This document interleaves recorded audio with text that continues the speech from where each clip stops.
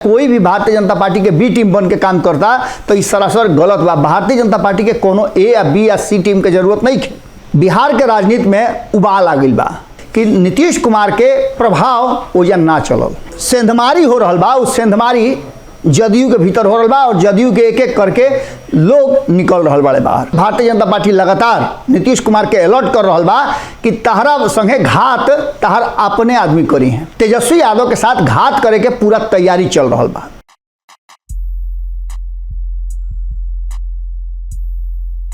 समुंदर से जन पूछी काहे इतना खारा बा, समुंदर से जन पूछी काहे इतना खारा बा, भारत भाग्य विधाता अतना काहे बेचारा बा। गोड़ लागत हेरा से अभिनंदन मरुअलो के खूंटा ठोक पा। लगातार बदलत बिहार के राजनीति में एगो और संदर्भ बड़ा तेजी से चर्चा के विषय बन गई बा। पिछला 24 घंटा में ई जौन बात बा हर कोई के जुबान पर चढ़ गई बा। हम बात उपेंद्र कुशवाहा के रगदा रगदी के नहीं करत ना, हम बात करतनी दूगो सीट के जौन उपचुनाव बा ओकरा में के जीती के हारी। हम बात कर रहा बानी कि बिहार के गद्दी पर के नीतीश कुमार के बैठाई या के उतारी। एक संगे संगे का आवे वाला 2024 के चुनाव में नीतीश कुमार केंद्र के राजनीति में पदार्पण करी हैं। इन वालों के लगातार सवाल के जवाब मिलत हुई, कारण कि नीतीश कुमार के तरफ से, उनका पार्टी के तरफ से और उनका जे करीबी बा उस सब लोग ये बात कह रहा बा लगातार कि नीतीश कुमार केंद्र के राजनीति में जी हैं और नरेंद्र मोदी के सीधा टक्कर दिए हैं। लेकिन ये सारा बात के साथ साथ एगो बड़ा महत्वपूर्ण बात बा कि दोसरका तरफ ये बात चल रहा बा कि नीतीश कुमार के खिलाफ उनका आपने लोग बा। अब एकरा में का बा ये बात रुआ लोग के आज खुलासा करे खातिर बैठल बानी, जौना में बहुत सारा आंकड़ा बा, इमें बहुत लोग के बयान बा और ये बयान के आधार पर तेजस्वी यादव से जो वादा कर रहे नीतीश कुमार का वादा पूरा करी हैं या फिर तेजस्वी यादव नीतीश कुमार के कुर्सी से उतरी हैं। लेकिन एकरों से बड़ बड़ सवाल बा। कई गो लोग लाइन में खड़ा बा जो नीतीश कुमार के कुर्सी के टको ध्यान बको ध्यान लगा के देख रहा बा। सबसे पहला नाम तेजस्वी यादव के भले लिया था, लेकिन भारतीय जनता पार्टी उसाफ फटक के भीतरी से खोज खाज के ले आ करके नया नया सगुफा छोड़ रहा बा कि नीतीश कुमार के कुर्सी से उतारे वाला उनका नियरे के हुआ। ये बात के लेकर के लगातार चर्चा हो रहा बा और इस चर्चा में शिवानंद तिवारी भी कूद गई है। शिवानंद तिवारी के सीधा कहना रहे कि नीतीश कुमार और तेजस्वी यादव के अस्थिर करे खातिर भारतीय जनता पार्टी के तरफ से गोल कर रहा बान प्रशांत किशोर भारतीय जनता पार्टी खातिर काम कर रहा बान, ना तो उनका बिहार से का लेना देना रहा है। अलग अलग जगह घूम करके आ जौना तरीका से वो नीतीश कुमार और तेजस्वी यादव के बुराई कर रहा बान। जौन 17 साल के नीतीश कुमार के शासन बा, 15 साल के लालू प्रसाद के शासन बा, ये बात अब नीतीश कुमार भी स्वीकार करता रहे कि ऐसा कोनो बात ना रहे। पिछला 32 साल से बिहार में समाजवादी लोग के शासन बा, यही चलते कई लोग के अनपुराह बरता। शिवानंद तिवारी के बयान के बाद वो बयान के भी याद कर ली जो कुछ दिन पहले शिवानंद तिवारी कहले रहन कि हम संगे संगे नीतीश भाई के चले के चाहिए आश्रम में। ये बात के भी लेकर के भारतीय जनता पार्टी लगातार कह रहा बा कि नीतीश कुमार के आश्रम में भेजे वाला अगर ये बात कहता रहे कि प्रशांत किशोर या कोई भी भारतीय जनता पार्टी के बी टीम बन के काम करता तो इस सरासर गलत बा। भारतीय जनता पार्टी के कोनो ए या बी या सी टीम के जरूरत नहीं है, कारण कि भारतीय जनता पार्टी खुद में इतना सक्षम बा कि वो अपना बदौलत चुनाव लड़ी और अपना बदौलत सरकार बना सकेला। वो तो बिहार के विकास रहे ये चलते लगातार नीतीश कुमार के आगे बैठावल रहे। लेकिन 2025 में एक रिजल्ट आ जाई कि आखिर बिहार के गद्दी पर के बैठी और के नीतीश कुमार के उतारी। लेकिन ओकरा पहले और चर्चा जबरदस्त हो रहा बा, खास करके चर्चा जौना घड़ी 2 सीट के उपचुनाव हो रहा बा और दोनों सीट पर भारतीय जनता पार्टी और राष्ट्रीय जनता दल में सीधा लड़ाई बा। तो इस लड़ाई में जौन बात ही निकल के आ रहा बा वो कहीं ना कहीं फेरा में तेजस्वी यादव के डाल रहा बा।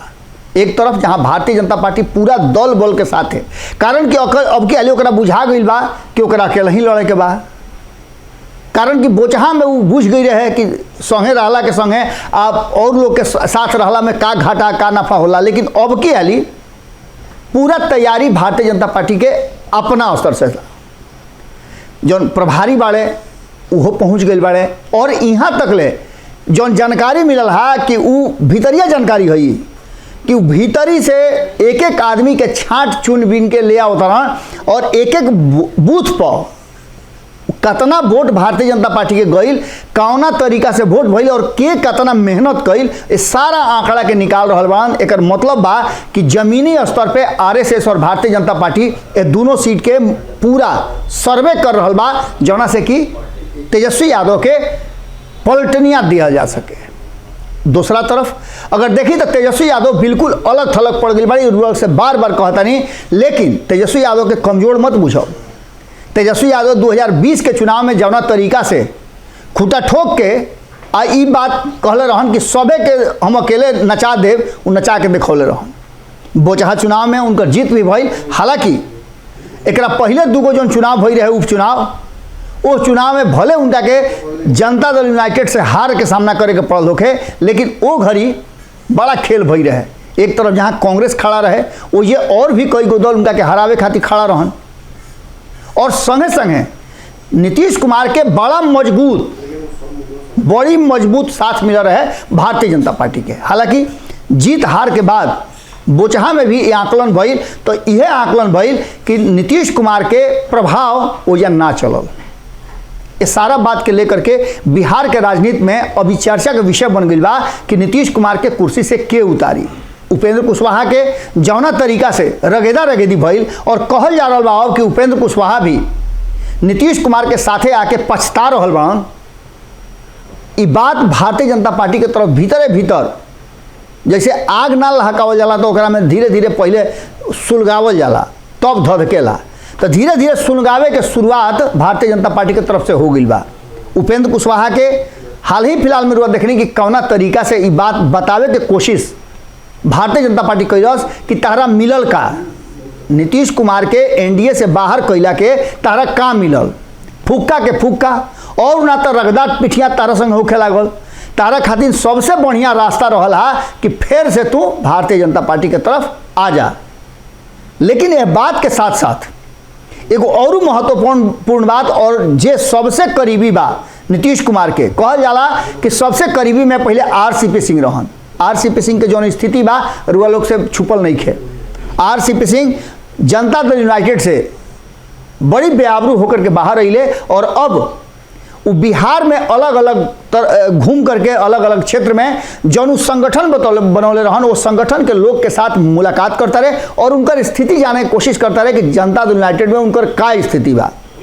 उनमें से लगातार बहुत लोग आरसीपी के साथ खड़ा हो गई बा, और धीरे धीरे जदयू के जोन खेमा बा ओकरा में भगदड़ के स्थिति मचल बा। धीरे धीरे ना देखले बनी रुआ कि ईंटा लइका खड़ा करके आ खेले ले सो।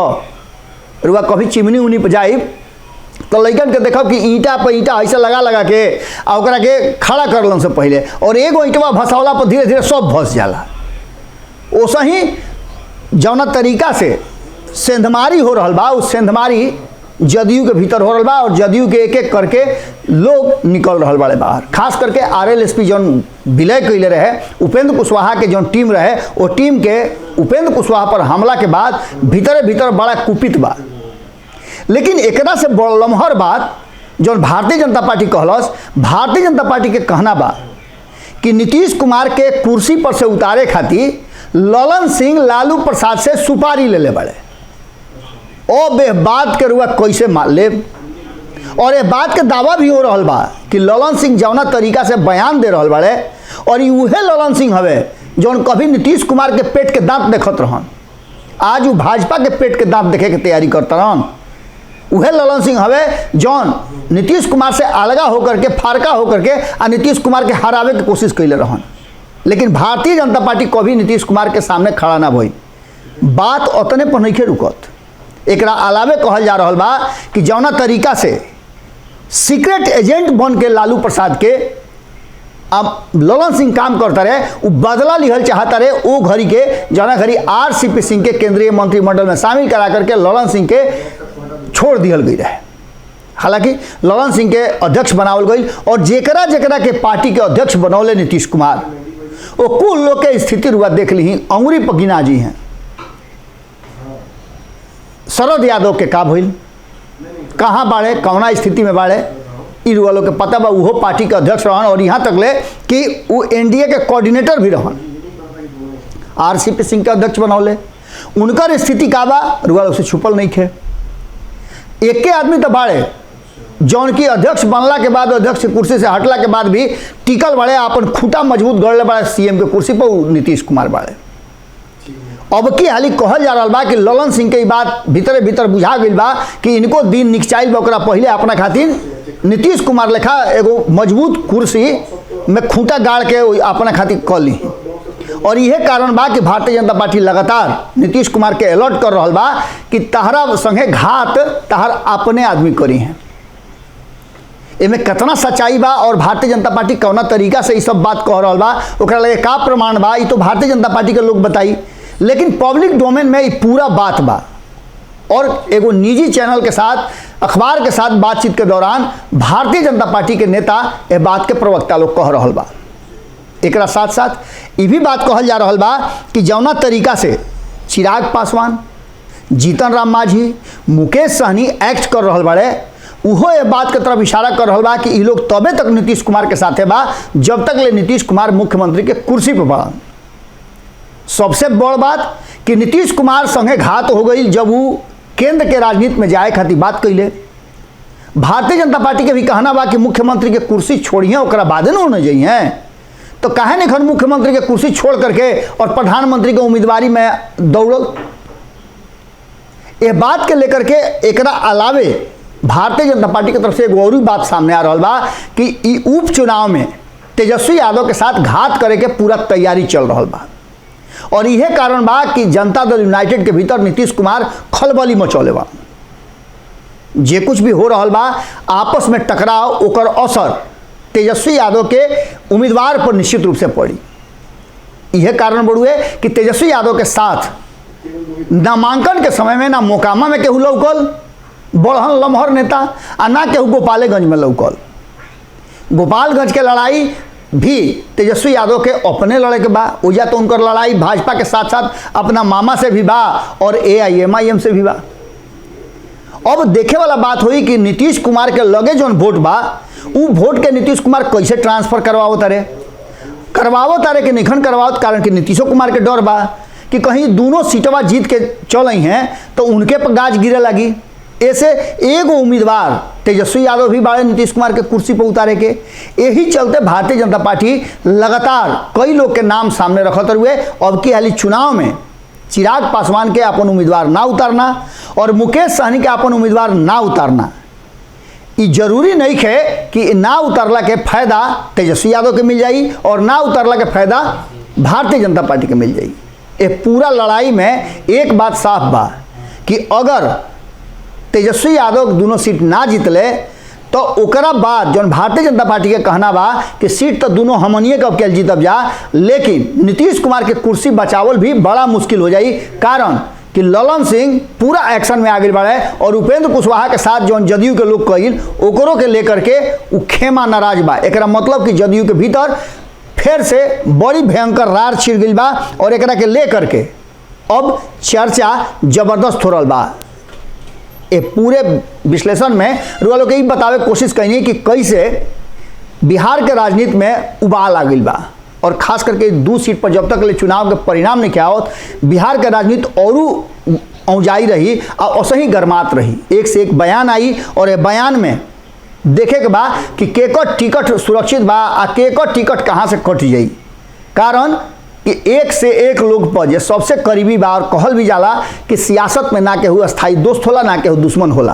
तो ऐसा स्थिति में जो भारतीय जनता पार्टी छाट उषा के बीन के फटक के जोना लोग के ले आइल बा कि फलना फलना फलना नीतीश कुमार के कुर्सी से उतारे खातिर पूरा प्रयास करता रहे, ओकरा में कितना सच्चाई बा अगर रउओ बुझाता तो कमेंट बॉक्स में जरूर लिखब सब है।